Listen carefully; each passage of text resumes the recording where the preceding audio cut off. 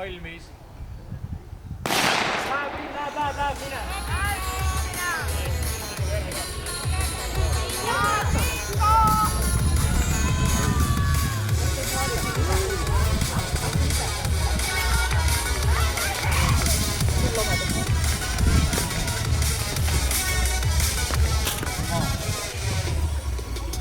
Ja poole ringi pealt tundub, et kõik võistkonnad on veel rivis kenasti. Ja Pärnu Alpius juhib ja viimast vahetust hakkab jooksma peale Ann-Mari Kivikas.